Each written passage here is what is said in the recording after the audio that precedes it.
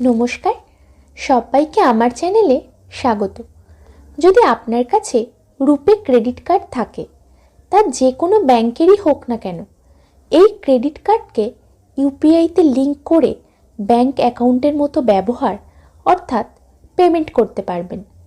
যেমন ব্যাংক অ্যাকাউন্টকে ইউপিআইতে লিঙ্ক করে বিল পেমেন্ট স্ক্যান করেন, তেমনি রুপে ক্রেডিট কার্ডের মাধ্যমে ওই একই কাজ করতে পারবেন। আজ ভিডিওতে আপনাদের দেখাবো ফোনপেতে রুপে ক্রেডিট কার্ড কিভাবে লিঙ্ক করবেন এবং স্ক্যান করে পেমেন্ট করবেন।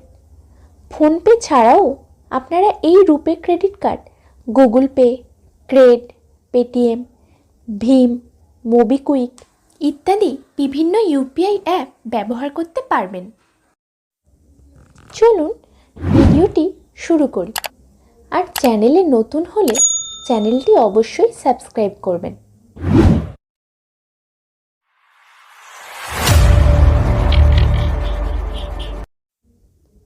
প্রথমে আপনার ফোনপে অ্যাপটি ওপেন করুন। এবার লগ ইন করুন।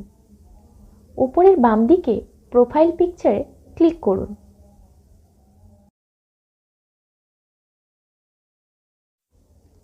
পেমেন্ট মেথডসে অনেকগুলি অপশান রয়েছে।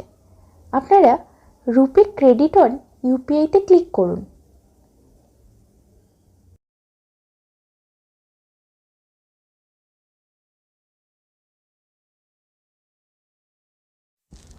অ্যাড নিউ কার্ডে ক্লিক করুন। ফোনপেতে যে মোবাইল নাম্বারটি যুক্ত, সেই একই মোবাইল নাম্বার যে ব্যাংকের রুপে ক্রেডিট কার্ড, সেই ব্যাংকের সাথে যেন যুক্ত থাকে। যে ব্যাংকের রুপে ক্রেডিট কার্ড, সেই ব্যাংকটি সার্চ করুন। এবার ব্যাংকটি সিলেক্ট করুন। একটু সময় অপেক্ষা করুন। এবার অ্যাকাউন্ট অ্যাড সাকসেসফুলি দেখাবে। সেট ইউপিআই পিনে ক্লিক করুন। আপনার ক্রেডিট কার্ডের শেষ 6টি সংখ্যা দিন। ভ্যালিড আপ টুতে মান্থ ও ইয়ার দিন। এবার প্রসিড করুন। আপনার মোবাইল নাম্বারে একটি ওটিপি আসবে। ওটিপি দিয়ে সাবমিট করুন। 6 সংখ্যার ইউপিআই পিন তৈরি করুন।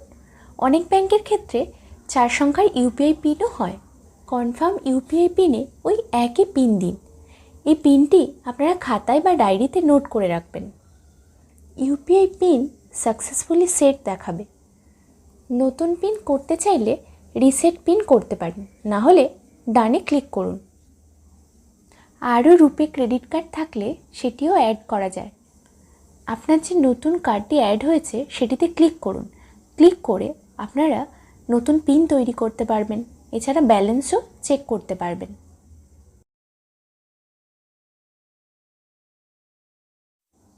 ব্যাক করে এই পেজটিতে আসুন। ওপরে স্ক্যান কিউআর কোডে ক্লিক করুন। কোনো বিজনেস অ্যাকাউন্টে রুপে ক্রেডিট কার্ড থেকে স্ক্যান করে পে করা যাবে, কিন্তু পার্সোনাল অ্যাকাউন্টে সেটি হবে না। স্ক্যান করার পর এন্টার অ্যামাউন্টে টাকার পরিমাণ বসিয়ে প্রসিড টু পেতে ক্লিক করুন। ক্রেডিট কার্ড সিলেক্ট করে পেতে ক্লিক করুন। আপনার তৈরি করা 6 সংখ্যার পিন দিয়ে রাইট চিহ্নে ক্লিক করুন।